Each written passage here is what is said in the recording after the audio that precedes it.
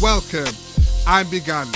You're tuned into my brand new YouTube series, Knife Crime and the Law, where I take a look into the laws around knife crime to get a better understanding and discuss if the laws are still fit for purpose. Subscribe, like, share.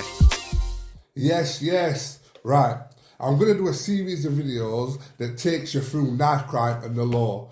It's something that I don't know too much on, so I'm reading up on it. So I thought, well, while I'm doing it, I'll tell you guys the findings and talk to you guys about what I feel. So, the law with regards to pocket knives. Like a pocket knife is a small knife that you can fold away, that you can put in your pocket and not get stabbed by it, essentially.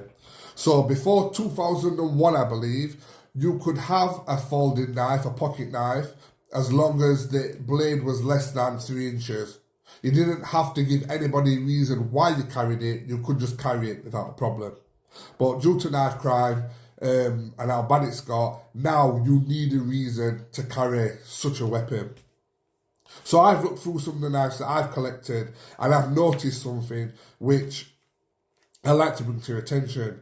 So you get a Swiss Army knife with tools, something that you would use when you're going camping or out in the woods. There's all sorts of tools on there, but I will talk you through the knife. The knife which is not 3 inches long, right? This knife here is made for cutting and carving. Why? Because when you're cutting and carving, the force is this way. And when pressure is applied this way, the knife does not move, it is sturdy. Therefore, it tells us that it's used for this sort of action, carving, cutting, whatever. However, if you put force on it to the top, like you would if you were stabbing something, the blade is very unsteady. It will just fall. Too much pressure and it will just fall. So that tells me this is not for stabbing things, this is for carving, which makes it a tool. However, on the other side, we get knives like this, which are, again, pocket knives. As you can see, they've got the case on the knife and the knife's away.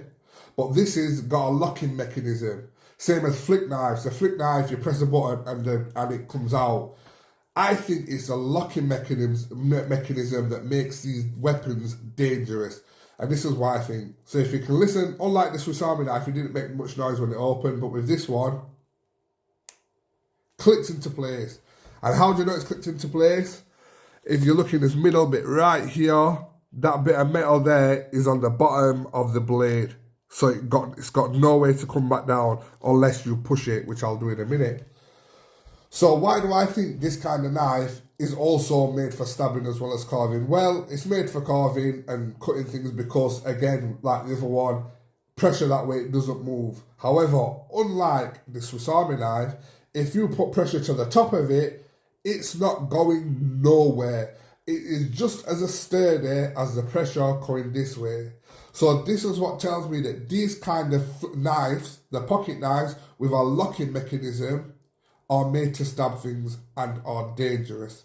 Now, for me personally, it doesn't really matter if it's a manual locking system, such as this one, where you have to move the metal piece across to fold the knife back in, or it's a flick knife scenario where you press the button and the knife locks out. I think it's a mechanism that should be banned because they are made to stab and they are dangerous.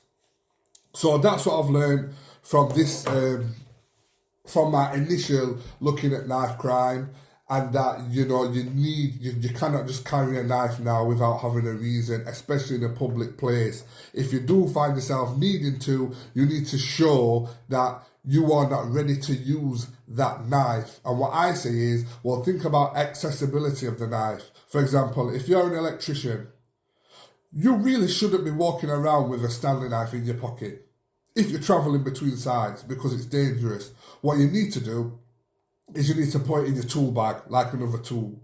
If you then get caught by the police and they ask you, well, why have you got it in your pocket? You should know better. You should be more responsible, especially the current scenario with knife crime as well.